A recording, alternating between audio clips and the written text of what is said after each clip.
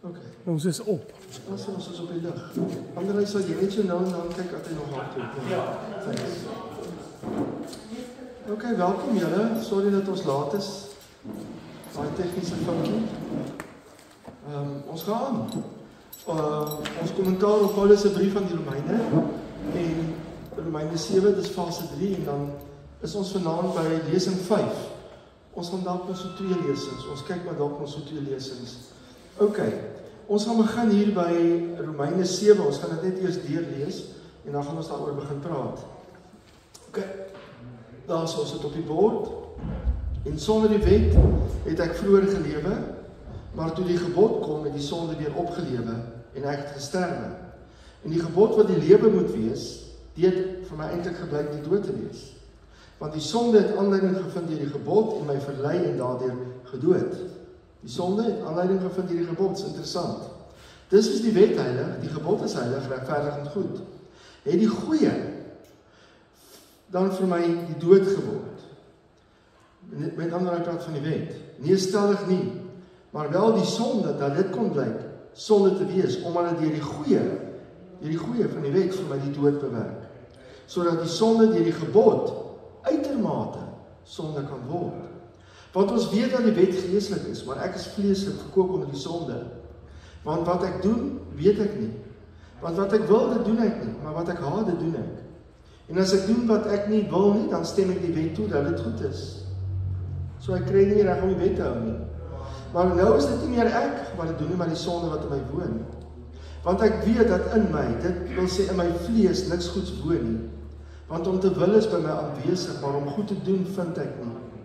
Want die goeie wat ek wil doen, doen ek nie, maar die kwaad wat ek nie wil doen nie, dit doen ek. Julle het julle lesings is redelik volledig as julle studentelesings vervolg. Nou, ek dink almal van ons sal saamstem dat ons verstaan waarvan Paulus praat. Ons is bewus van die stryd waarvan Paulus praat. C.S. Lewis som dit so op, hierdie Romeine 7. Geen mens weet hoe sleg hy is, totdat hy probeer het om goed te doen. En dis waar. En hier wat Paulus hier doen, en ek sê altyd, ek dank die Here vir Paulus se eerlikheid in Romeine 7, want wat in Romeine 7 doen, hy lê sy siel bloot. Hy wys vir ons dat, so heilig soos die wet is, so sleg is die heilige wet vir hom. En hy ondersoek in Romeine 7 die funksie van die wet, hy maak 'n evaluasie en analise, en dan kom hy tot die eerlike slotsom.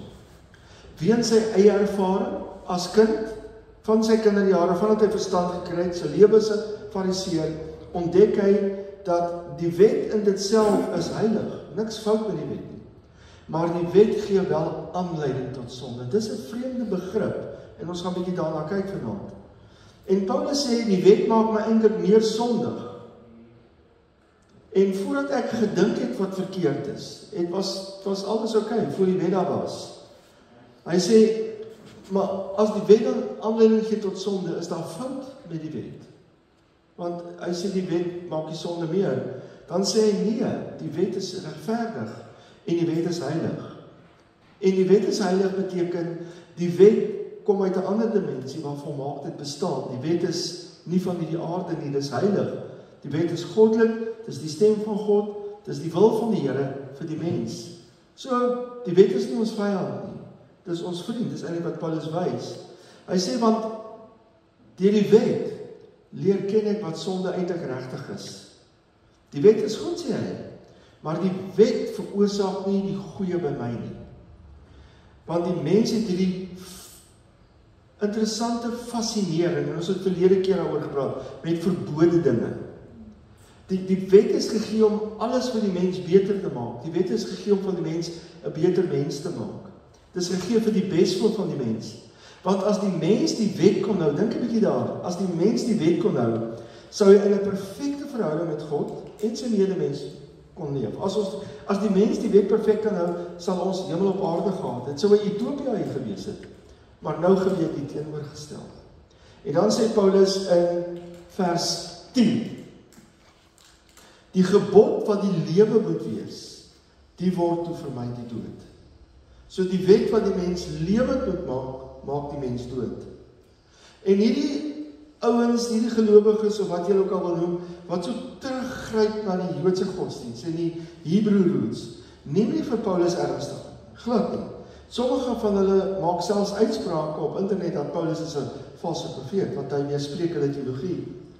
En die rede hoekom hulle 'n probleem het met Paulus, want hulle soek juis lewe in die wet. En Paulus sê, weens die swakheid van ons vlees, gee die wet nie lewe nie, die wet maak jou dood. Die wet maak nie die sonde minder nie. Dit wek begeertes op by jou, deurdat dit jou die hele tyd bewus maak van jou vlees se drange en begeertes. So wat die wet doen, die wet vereis heiligheid, maar die wet veroorsaak die teenoorgestelde. Nie omdat daar fout is met die wet nie, maar omdat die mens van nature 'n rebel is, van nature. En Paulus sê, hy het lewe verwag as hy die wet hou. Maar in steede van om die lewe by die wet te kry, ek wil uit groot geword met die wet, vind hy die dood daar. Maar dis nie die wet wat hom doodmaak nie, die wet is gegee om lewe te gee, maar as gevolg van die vlees, word die wet nou 'n instrument wat lei tot die dood. So die wet het die teenoorgestelde effek. En sonde is so boos, dit gebruik selfs die wet om sy doel te bereik. Bedoelende, sonde gebruik die goeie van die wet om sonde te wil doen. Net soos die Bybel kan gebruik om die plek in te neem van 'n lewende verhouding met Jesus. So terloops, die Bybel is 'n wonderlike boek, maar as die Bybel in die plek van Jesus kom, is dit 'n gevaarlike boek. En dis hoekom Jesus in Johannes sê, julle ondersoek die skrifte omdat julle meen julle die lewe daarin, maar julle kom nie na my. Jesus sê so. So, en dis hoekom ons sê, Christendom is nie 'n boek godsdienst nie. Dit is ons fondasie, ons weet alle waarheid aan die woord. Alles. Maar die Bybel moet nooit die plek vat van Jesus nie. Dan word dit 'n gevaarlik boek. So die duiwel kan selfs die goeie gebruik om dit verkeerd te maak. Soos die wet ook. Ek bedoel, sonde kan selfs die goeie van die wet vat en dit verkeerd maak. En dan die teenoorgestelde effek kry. En daarom sê Paulus, hoe meer hy staat op die wet staat maak, hoe meer word sy sonde. Want juist in die wet se waarskuwing, jy moet en jy mag nie, veg nou die mens nou die hele tyd teen, hy mag nie, en wat hy nie mag nie, verslaan hom, want hy gaan doen juist wat hy nie mag nie. En hy sê dit is juist deur die wet, waar hy geleer het wat sonde is. Hy sê dit is wetenskap, dis so hy weet. Wet is sy vriend. Maar eintlik wat nou gebeur is, die sonde van die wet, en draai dit om en veroorsaak vir hom die dood. Hy sê in Romeine 7 vers 7, wat sal ons dan sê, is die wet sonde nie stellig nie? Inteendeel, ek sou sonde nie anders as deur die wet geken het nie, want ek sou ook die begeerlikhede nie geken het, as die wet nie gesê het, jy mag begeer nie, jy mag nie. So, begeer, Paulus sê eintlik, die 10de gebod expose hom. Ek bedoel, hy het gedink hy hou die wet, tot hy op 'n dag met 'n skok ontdek, maar die 10de gebod ontmasker hom. Begeer, ek bedoel, dis hierdie onsigbare iets in jou gedagtes, wat jy nie sien nie, en wat niemand sien nie, en dit doet niemand skade nie. So, hy het hom nie eens gesteer aan hierdie begeer ding nie. Toe die wet kom, leer hy dat dit wat so skadeloos lyk, eintlik sonde is. En so kom die wet, en die wet maak dit wat eintlik nie sonde was, die sonde. Dit het nie eens gelyk na sonde nie. En wat doen die wet? Dit maak hom selfbewus en sondebewus, en hy word verslaan met die sonde. Voor sy ontmoeting het Paulus hom gesien as 'n godsdienstige Jood, wat hy ywerig vir sy godsdienst. Hy het gedink hy's 'n goeie mens, hy's 'n ywerraar vir die wet, hy doen goed, pleeg nie egpleeg nie, steel nie, vermoor niemand, aanbid nie afgode nie, hou die Sabbat, betaal sy 10de stuklik. Maar toe kom hy by die 10de gebod en hy ontdek, ek mag nie begeer nie. En Paulus ontdek, alhoewel hy die uiterlike deel van die wet hou, innerlik is daar fout met hom. En hy, hoor 'n bietjie hierdie fyn ding hierso. Hy sê want hy begeer. Hy begeer, maar wat begeer hy? Hy ontdek dat selfs sy godsdienstige ywer, wat hy het, kom uit 'n hart wat begeer. Want hy is 'n ywerhaar vir die wet, hy loop voor wat dit betref, hy is 'n voorbeeld, maar daardeur gebruik hy die goeie wat hy doen, om bewondering te begeer by ander, om respek te begeer by ander. Hy wil dit verdien deur sy godsdienstige vertoon, so hy begeer in die goeie status. Hy begeer erkenning en hy wil vir God wys hoe goed hy is. En deur die wet ontdek Paulus met 'n skok dat sy godsdienstige ywer, die motief is verkeerd. Dis gebore uit 'n hart wat sonde doen, want dit begeer erkenning, respek by ander mense. So, hy sê, en dis wat hom expose het, hierdie onskuldige dingetjie, wat toe uiteindelik hierdie vreeslike sonde is. Hy sê, wat toe nou nie eintlik sonde was vir hom, nie word nou vir hom sonde. En dan in Romeine 7 vers 10, as gevolg van die wet, wat sê, mag nie begeer nie, in die 10de gebod. Hy sê, die gebod wat die lewe moes wees, het vir my gebleik die dood te wees. En die goeie dan vir my die dood geword? Nee, dat is nie fout in die wet nie. Maar wel die sonde, dat dit kon blyk sonde te wees. Die wet, expose, wys, dis sonde. Omdat dit die goeie vir my die dood bewerk, sodat die sonde die gebod uitermate sondig kan word. Hy sê, hoorie, as daar nie 'n wet was nie, was daar nie so iets so sonde nie. Dis soos om met 'n motor 100 km/h in die dorp te ry, dis reg niks fout nie. Maar toe die wet kom, wat sê daar's 'n spoedgrens van 60 km/h, toe word 100 km/h wat nie verkeerd was nie, verkeerd. Hy sê dis wat die wet doen. Die oomblik toe die wet sê wat sonde is, toe maak die wet wat nie na sonde lyk nie, is sonde, soos begeertes. En die wet wys vir hom, want selfs jou godsdienstige ywer is sonde, want die vlees soek, hy begeer erkenning en goedkeuring en respek en eer. Hy sê in daardie sin het die wet sonde veroorsaak, want voorheen was dit nie. So daar's nie so iets so sonde nie, totdat die wet sê, dis sonde. En Paulus sê, nou word hy bewus van sy sondes wat hy voorheen nie eens geweet het is sondes nie. En die wet maak eintlik sonde aggressief, aktief, maar is kragteloos. Die wet is kragteloos om die mens te verlos van daardie sonde. En dan in hierdie tweede gedeelte van Romeine 7, waar hy sê, die goed wat ek wil doen, doen ek nie, die goeie wat ek wil doen, doen ek nie. In hierdie tweede gedeelte is dit Paulus teen die vlees. Die eerste gedeelte is dit Paulus teen die wet. Die tweede gedeelte is dit Paulus teen die vlees. En Paulus wil vir ons 'n voorbeeld wees van hoe om nie die wet te hou nie.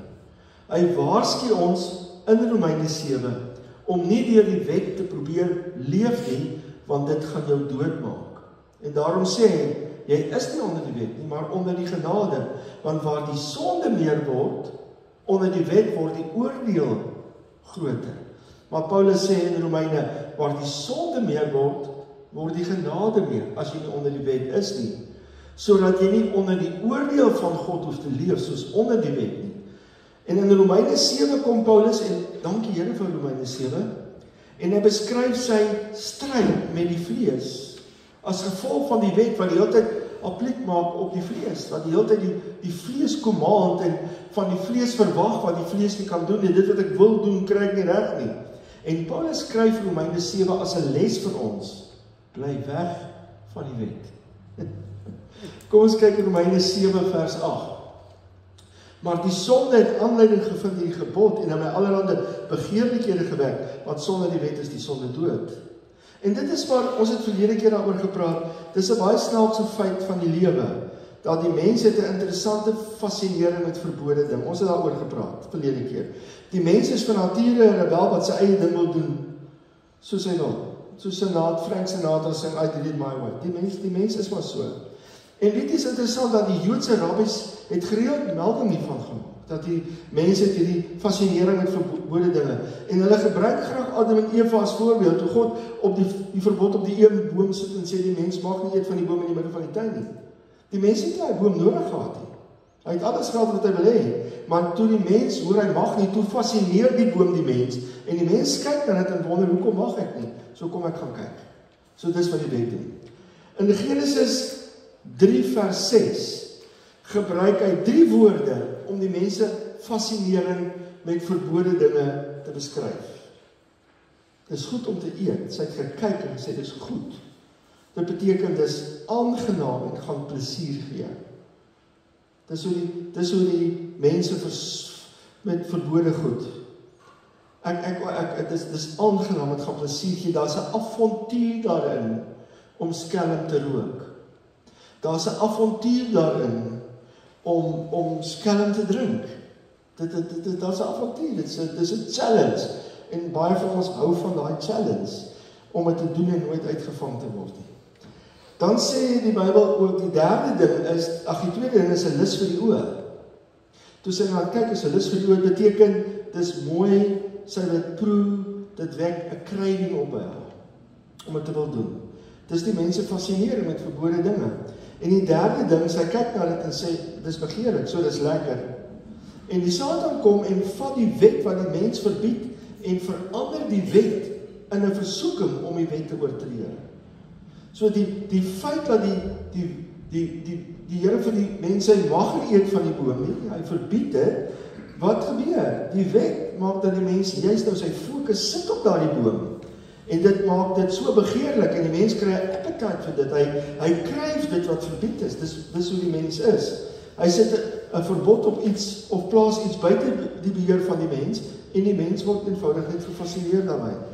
En in hierdie sin produseer die wet sonde. En Paulus wys vir ons dat om te weet wat sonde is, as jy wil weet wat sonde is, moet iemand vir ons sê dis sonde. En hy sê, en dis die wet, en dis hoe die wet goed is, anders ons nie geweet het nie. En die geweld van sonde is, dit vat iets soos die wet, en dit maak dit wat heilig is 'n instrument tot sonde. Byvoorbeeld, sonde vat die mooi van liefde, en verdraai dit tot wellness en magsmisbruik, as ook om ander te manipuleer en te beheer. Sonde neem die mooi van die huwelik, en verander dit na misbruik. Dit neem die mooi van 'n vriendskap en verander dit in iets wat nie mooi is nie. Dit neem die mooi om selfversorgend te wees, soos om geld te kry sodat jy selfversorg.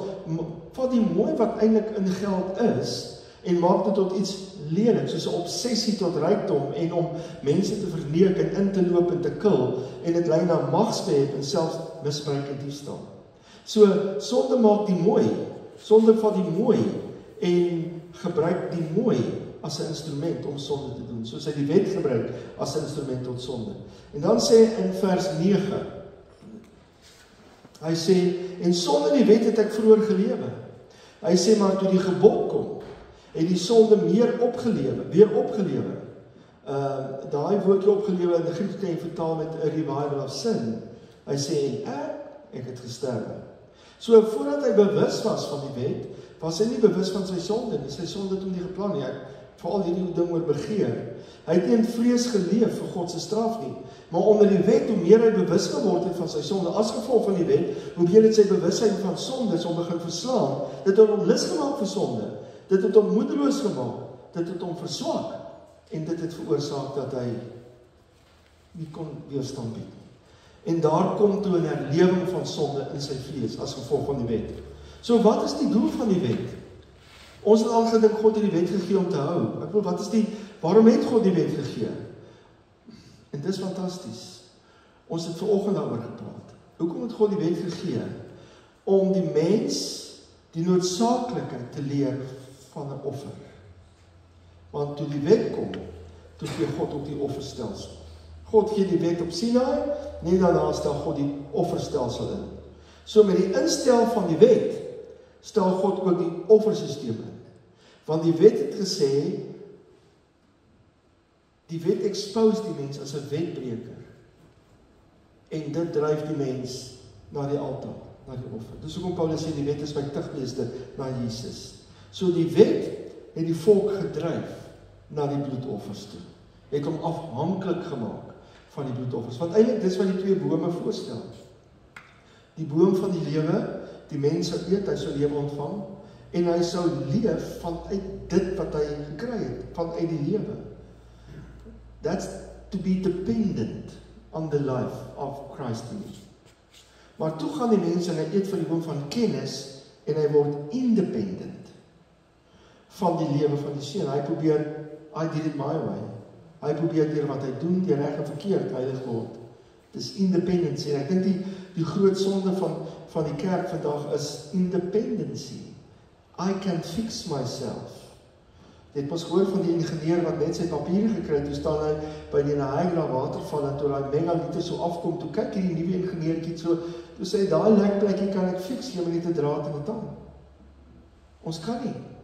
So, en dit is ook om God die wet gee, sodat die mens homself moet uitbrand, en dependent gaan raak aan die offer. Nie dat die mens die wet moet gebruik om independent, ek gaan nou vir jou vreeslike ding sê, dit is my opinie, kan verkeerd wees, maar die mens kan die wet maklik gebruik soos die boom van kennis van goed en kwaad. Hy kan maklik, want wat doen die wet? Hy sê vir jou wat is reg en verkeerd. So die mens kan baie maklik die wet gebruik soos die boom van goed en kwaad. Dat ek raak independent van die Here, gee my die krag, ek kan die wet hou. Maar die doel van die wet was om jou te jaag na Christus, om jou dependent te gemaak aan die lewe van die Seun. En dis hoekom toe die Here die wet gee, toe gee die Here die offerstelsel. Want die wet het die volk gedryf na die bloedoffers. Die wet het gewys, daar is fout met die menselewe, hy het 'n nuwe lewe nodig, want die wet kon nie die menselewe verbeter nie. So wat is die goeie van die heilige wet? Die wet dryf mense na die bloed, na die altaar, na die offer, na Jesus. En wanneer die Here Jesus Christus my lewe word, kom ek agter dat sonder dat ek die wet probeer hou, en dit verstaan die ouens nie, sonder dat ek die wet probeer hou, vind ek liefde in my hart vir die Here.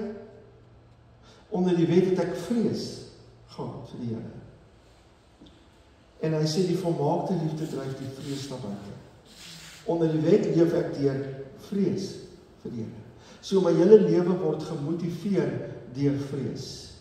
En dis nie hoe God met ons wil werk nie. Maar as dit die enigste manier is, dan laat dit gebeur. So onder die wet leef mense deur vrees.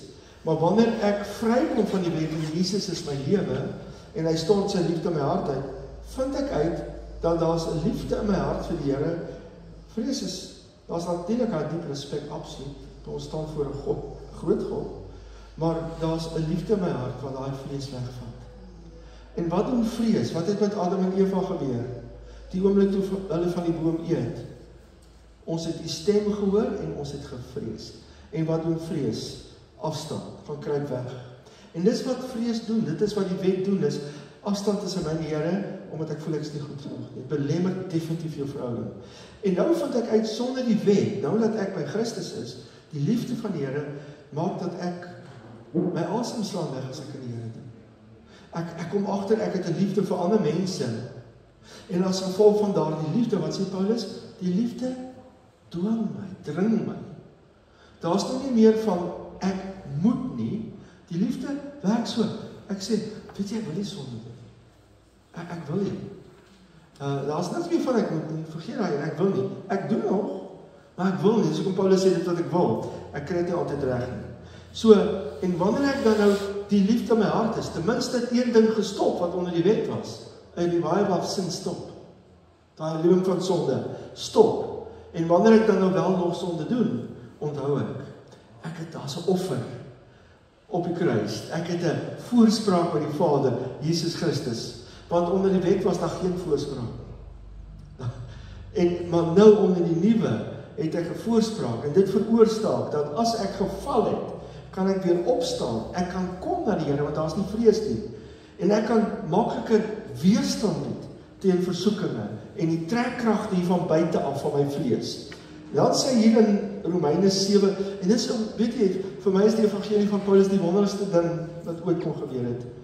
En ek verstaan dat mense sukkel om dit te verstaan, want mense dink hy het 'n wet nodig. Hy het 'n wet nodig. Ek wil, Israel sê vir God by Sinai, die Here gee vir ons die wet, ons sal dit hou. Hulle sê vir die Here, hulle wil die wet hê, gee dit, ons sal dit hou, Here. En die Here is so hardnekkige volk, hulle gedink hulle kan nie. God sê nie, maar goed, daar is die wet, ek gee dit vir julle, gaan brand julle self uit, sodat julle kan besef wat my wil vir julle lewe is. En dan sê hier en dis ook om mense sukkel om, as ons sê ons is vry van die wet, hulle verstaan dit nie, dis vir hulle altyd soos godslasterlik om te sê jy is vry van die wet, want as ek nie wet het, kan ek mos doen wat ek wil. Hulle vra. En dis wat hulle vir Paulus gevra het in Romeine 6, toe hy sê ons is vry van die wet, dis ek kan sonde doen. Mense vra dit, want hulle verstaan nie, hoe kan ek nie sondes doen as daar nie 'n wet is nie? Hoor, die liefde doen, maar dis 'n krag wat in my kom werk. En dit veroorsaak dat die sonde in my lewe minder word, definitief. So Romeine 7 vers 14 sê, want ons weet dat die wet is geestelik, maar ek is vleeslik, verkoop onder die sonde. So, daai konflik tussen my en die wet. Die wet is perfek, maar ek nie. Die wet praat met mense, hy praat met die verkeerde persone, want daar's niks goeds in my vlees nie, sê Paulus. So die wet kan oortuig van sonde. Die wet kan vir my wys wat ek moet doen om heilig te word. Maar die wet kan my nie heilig maak nie. Die wet sê wat ek moet doen, en ek kan nie doen wat die wet sê nie, want ek sit op in die vlees, en hierdie trekkragte, wat die hele tyd van buite afkom, en aan my kom trek, en my verlei, en Paulus sê, maar luister, as jy van met die wet, die wet is geestelik, maar die mens nie, ek kry dit nie reg nie, al wat die wet doen, het veroordeel die mens tot die dood, en geen die lewe nie, en die Joodse godsdienstiges, die Fariseërs, die skrifgeleerdes, die Sadduseërs, wat self righteous was, en gedink het, hulle is goed genoeg om die wet te hou, hulle het so gedink. Vir hulle gee die Here Jesus in Matteus 5, die bekende bergpredikasie. Ons het daaroor gepreek, reeds so doen, om vir hulle te wys, geen mens kan die wet hou nie. Hy maak hulle stil. Dis wat Paulus sê. Hy sê, die wet maak almal se monde toe, en maak die hele wêreld doemwaardig. Niks om te sê nie, skuldig nie. Dis die doel van die wet. Die doel van die wet is nie dat ons dit gaan regkry nie. Die doel van die wet is om vir die wêreld te sê, julle het 'n offerlam nodig. Dan kom Romeine 7, kom ons lees gou daarvan, Romeine 7, hy sê, want wat ek doen, weet ek nie, want wat ek wil doen, hy sê, ek verstaan dit nie, hy sê wat ek haat doen ek, en as ek doen wat ek nie wil nie, dan stem ek die wet toe dat dit goed is. So die wet is heilig, maar ek is swak. Paulus sê, ek het 'n probleem onder die wet. Wat moet ek doen? Wat ek wil doen, ek kry dit nie gedoen nie. En Paulus waarsku ons, kyk 'n bietjie mooi. Die wet gaan jou uitbrand. Dit gaan hierdie stryd in jou veroorsaak, hierdie geveg met jouself. Jy gaan so besig wees met jouself. Want die probleem met die wet is dit vereis 'n heilige lewe, maar kan my nie help om heilig te leef nie. Dit wys my wat ek moet doen, maar dit help my nie om dit te doen nie. Die wet is soos 'n verkeersteken wat sê, jy moet daai kant toe gaan, oor 10 km is jy daar, maar die wet help my nie om aan te kom nie. Hy is net 'n teken wat sê, jy moet jouself fix. En wat Paulus dan nou doen is om ons te waarsku, om vir ons te sê, pas op vir die wet. Ek het dit probeer, dit werk nie. Dit maak jou ellendig. En dan sê hier in Romeine 7 vers 18, hy sê, want ek weet dat in my, dit wil my vlees, is niks goed so. Hy sê, want om te wil is by my aanwesig, maar om goed te doen, dit vind ek nie. Want die goeie wat ek wil, doen ek nie, die kwaad wat ek nie wil nie, dit doen ek. Maar as ek doen wat ek nie wil nie, dan doen ek dit nie meer nie, maar die sonde wat in my woon, hy praat van sy vlees. Ek vind is hierdie wet. As ek die goeie wil doen, is die kwaad by my aanwesig. Want ek verlustig my in die wet van God, die wet van die liefde, dit na die innerlike mens. Maar ek sien 'n ander wet in my lede voer, in my vlees, teen die wet van my gemoed. En my gevange neem om die wet van die sonde, wat in my lede, in my vlees is. Ek ellendige mens, wie sal my verlos? Dan roep hy uit. Wie sal my verlos van hierdie dood? Ek dank God deur Jesus Christus, ons Here. Nou baie ouens sê hierdie Paulus geskryf voor hy Christen geword het. En soos ek verlede week gewys het, die hele debat in die teologiese wêreld is, praat hy hier voor hy Christen geword het, toe hy 'n Jood was en die wet probeer hou het, of praat hy hier as 'n Christen? Daar's twee opinies hieroor. En as ek hoor wat hy sê, ek kyk na my eie ervaring, dan dink ek Paulus praat toe hy 'n Christen was. Want ek wil ons almal weet waarvan hy praat. So C.S. Lewis sê, wanneer jy weet hoe sleg jy is wanneer jy probeer om goed te doen. En dis presies wat Paulus sê. So Paulus beskryf die lewe van die gelowige wat deur die wet probeer geregtig word, wat wette volg, probeer goed word, en dan die hele tyd in 'n geveg is met sy eie onvermoë. Wat doen die wet? Die wet maak my besig met myself, want hy sê jy mag nie. En die wet maak myself besig met my, nie met die Here nie, met my. Ek probeer myself fix, en dan word ek verskriklik sondebewus, en ek word sondebewus. Wat maak sondebewussyn? Jou onvrymoedigheid. Sondebewussyn maak my onvrymoedig, en dan kry jy dit dat ons voel, as ek bid soos, hoeveel mense al vir my sê, ek voel ek bid in die dak vas. Want wat doen hy? Hy bid in sy eie emosies vas. Want sy emosies wat hom voel, ek is 'n mislukking. Ek probeer, ek kry dit reg nie. So hy fokus die hele tyd op homself. Ek sê altyd vir ouens, prys die Here, bid in die dak vas, want die Here is in jou onder die dak. Maar mense verstaan dit nie, want hy wil deur die wet tot God nader. En jy kan nie ons het vanmôre gehoor, alleenlik deur wat hy gedoen het, die bloed van die kruis kan ons nader. So die wet gee nie vrymoedigheid nie, die wet maak my onvrymoedig. Hy sê, ons het vrymoedigheid deur die bloed van die boldness. So die wet maak my nie vry nie. Dit bind my aan hierdie gevoelens van ellendig wees. Dis soos 'n dieet.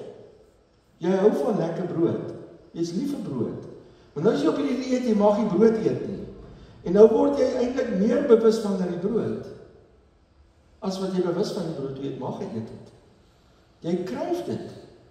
En hulle sê, as jy soos, jy mag nou nie sweets eet en jy kryf 'n chocolate, en jy dink jy toch aan 'n chocolate. Hulle sê, hoe raak jy ontslaaf van die krywing? Gaan koop vir jou 10 chocolates, eet net daarop en die krywing is oor.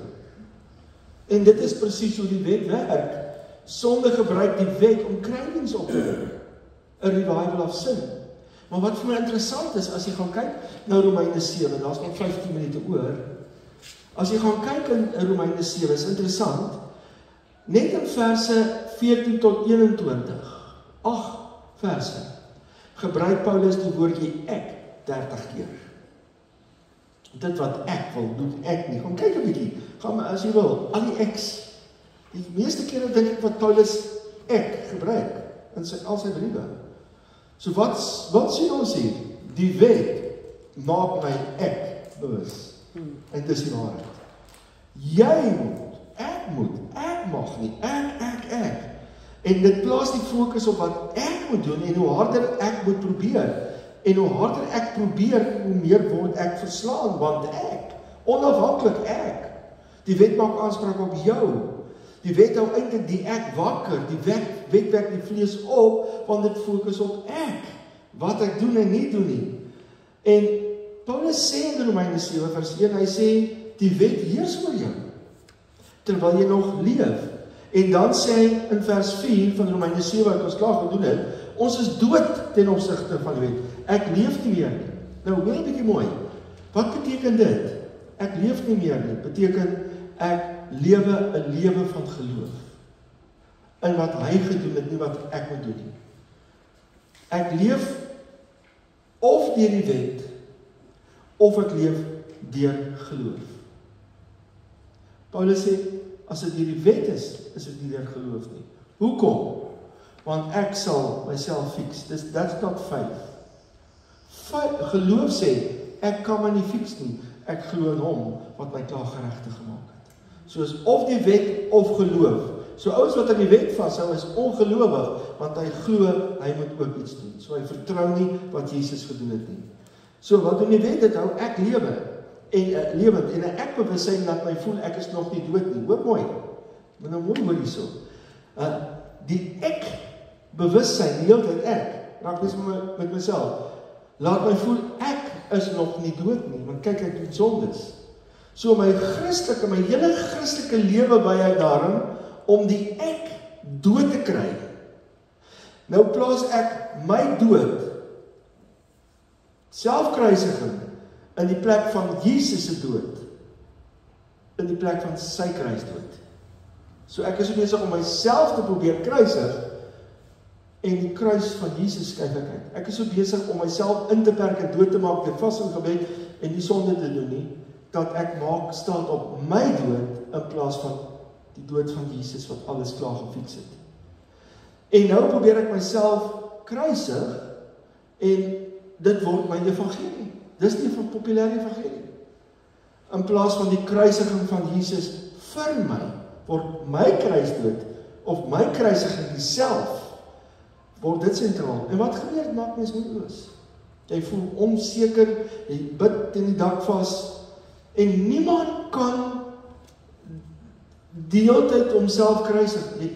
Wat gebeur is, dis soos die streng dieet. Jy kan nie daarmee volhou. So die wet hou, gebeur twee dinge het ons gesien. Twee dinge, as jy die wet probeer hou. Eerstens, die wet gee die attitude van I'm holier than thou. Mense dink dat ouens wat die wet hou is nader aan die Here. Mense wat die wet hou dink ook hulle is. Mense dink dat mense wat die wet hou is beter Christene.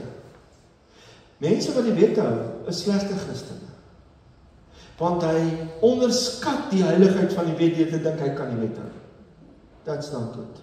Hy onderskat die heiligheid van die wet. Soos ek altyd sê, die wet is soos 'n hoogspring dwarsslag wat daar bo is, ek kan nie oorkom nie. So wat doen ek? Ek kan daar oorkom, ek gaan julle wys, wat doen ek? Ek bring die dwarsstraat af tot waar ek kan oorkom.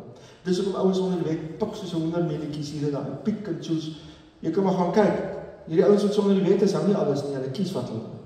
Hy bring die standaarde van die, so eintlik het hy nie respek vir die heiligheid van die wet nie, want hy dink hy kan dit doen. Ons wat sê ons is vry van die wet, hulle dink ons is ondisrespectful. Nee, juis. Ek sê die wet is te high, I can't come by, die wet is te heilig, ek kan nie. So Here Jesus, help my asseblief, want ek kom hier oor nie. En dit is wat so wonderlik is. En dis wat Jesus sê, die wet dryf my na Jesus, maak my los van self, dis wat die wet doen, of die wet maak my holier dan daar, en dink ek is beter, ek kan. En wat is die gesindheid van ouens onder die wet? Hulle veroordeel, hulle kritiseer, gou.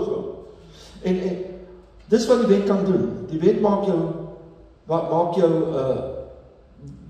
selfbewus, en jy dink jy kan, want jy piek wat jy wil hou, of die wet dryf jou na Jesus, en maak jou los van self, en maak jou baie nederig, soos Paulus hier eerlik erken. So Paulus wys vir ons, wat gebeur, as ek probeer leef, ek mag nie. Deur die vlees in te perk, word ek verslaan, en dan vergeet ek, maar eintlik leef ek nie meer. Hierdie vlees is soos die dooie ek, die spook van dooie ek, wat by my kom spook, en die hele tyd aan my kom probeer trek en sê, kyk wat doen jy leef nog. Nou probeer ek self doodmaak, en ek fokus op my kruis, in plaas van Jesus wat vir my gesterf het. Paulus wys vir ons hierso, ten slotte, jy kan nie die vlees gehoorsaam maak aan die wet nie.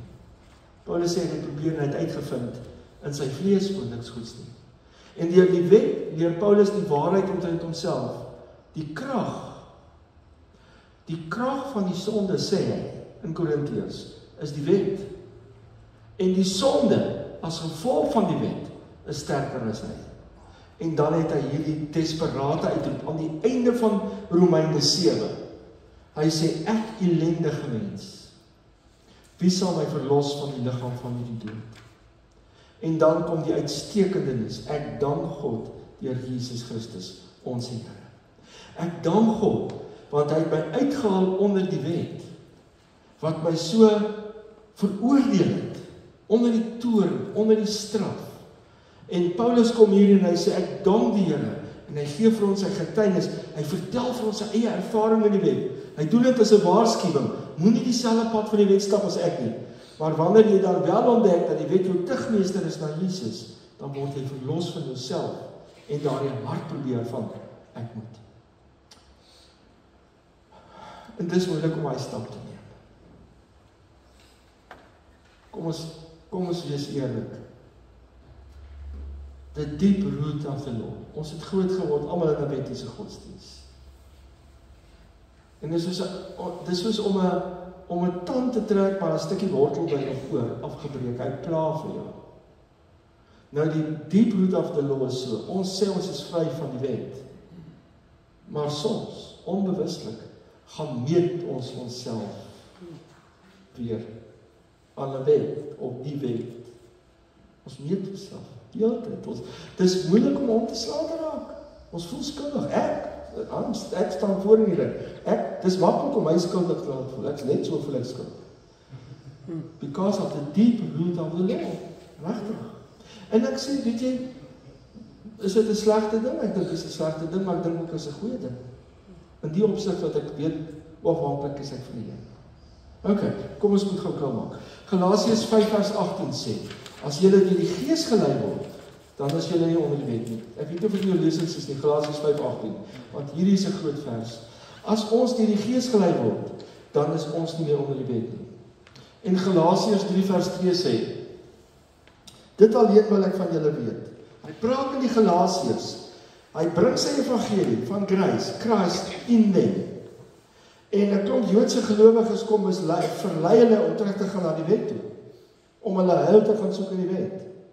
Hy sê, dit alleen wil ek van julle weet, het julle die Gees ontvang uit die werke van die wet, of uit die prediking van geloof? Kyk wat doen hy, die werke van die wet teenoor prediking van geloof, want daar is nie geloof by die wet nie. So hy sê gou vir my, kom nou, julle ons wat nou so terug is onder die wet, toe julle hierdie gospel gehoor het, julle was Gentiles, julle was heidene, dat Jesus kom het. Toe ontvang julle die Heilige Gees.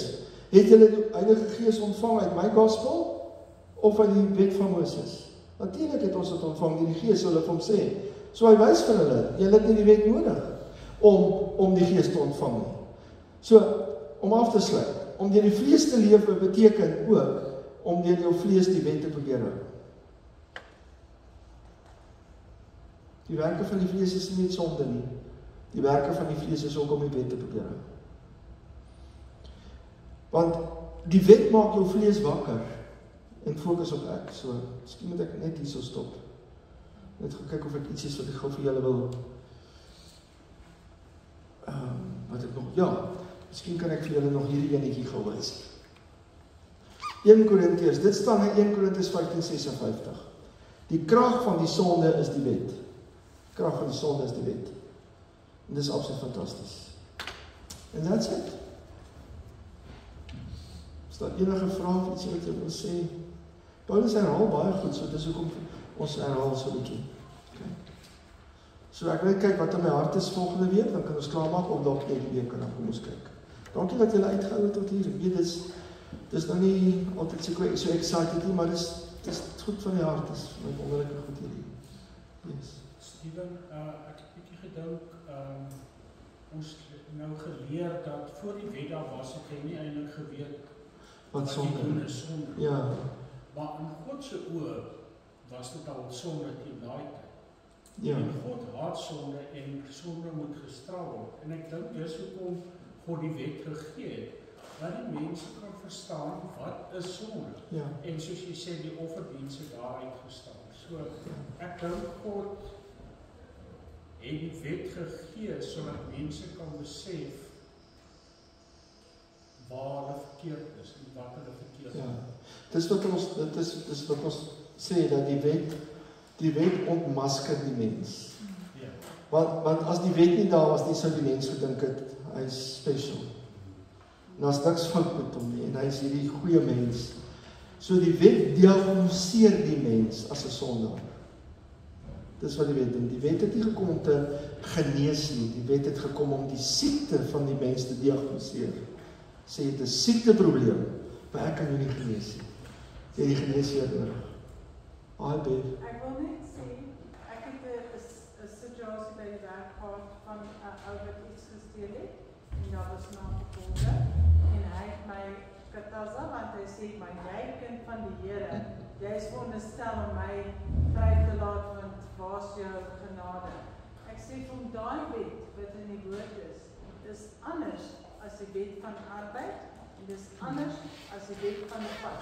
As jy 160 sone, dan gaan jy die nagevolge kry. So moenie daai twee wettens vermengel nie. Die wet is presies. Die wette van die land moet jy gehoorsaam, genade beteken jy is vry wet van die land nie.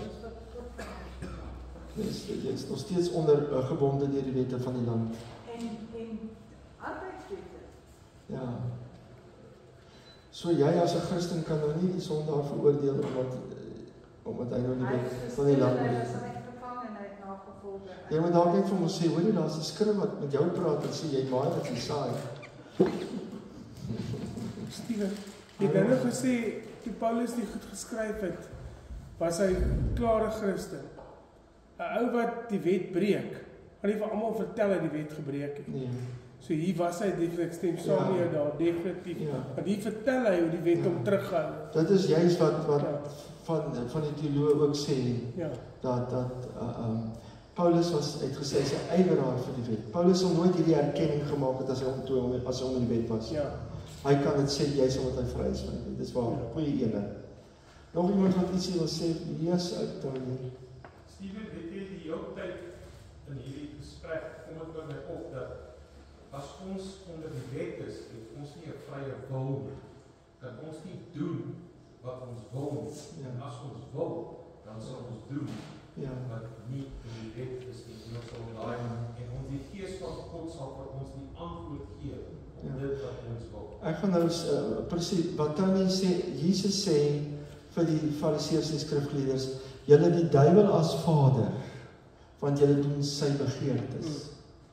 Met ander woorde, die mens dink hy is vry. Hy dink hy het 'n vrye wil. Hy dink hy doen wat hy wil. Toe wat sy naam gesing het, I did it my way. That's what he thought.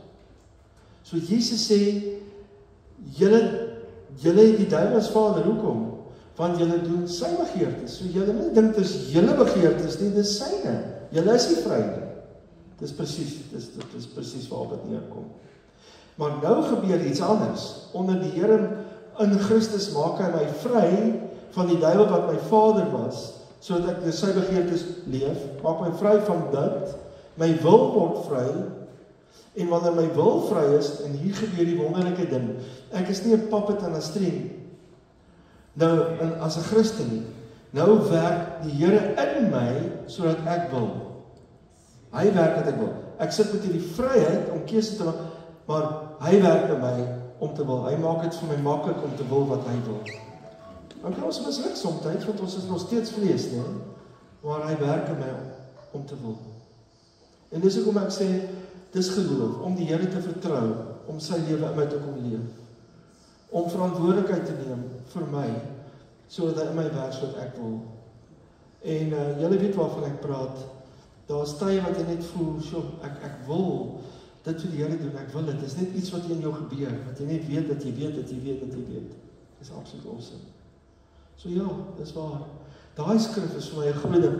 Weet jy, dink 'n bietjie hieraan. Paulus sê in Galasiërs 2:20, ek leef nie meer nie. Ek is saam met Christus gekruisig. So Christus is my lewe. Maar die sondaar kan dieselfde sê. Ek leef nie meer nie. Die duiwel is my lewe. Dis wat hy sê, ek leef nie. So die duiwel is my lewe. Hy praat van die kinders van die ongehoorsaamheid. So die ou daar buite, wat se lewe is in hom? Die sonde natuur, is die lewe van Satan wat in hom is. So, en dis hoekom elke mens op aarde wedergebore moet word, om dit uit te haal, wat die duiwel nie met sy vader, daai natuur moet uitkom. So, die mens daar buite kan ook sê, ek leef nie meer. Die vyand leef in my. Dis hoekom ek die sondes doen en geen probleme het om dit te doen. Selfs kan moord pleeg. Ja. So die mens is nooit geskep om lewe in homself te hê. God skep die mens as 'n empty vessel. Hy create om to contain. Dis kyk, ons is hy praat van 'n erdekruik. Ons is tempels.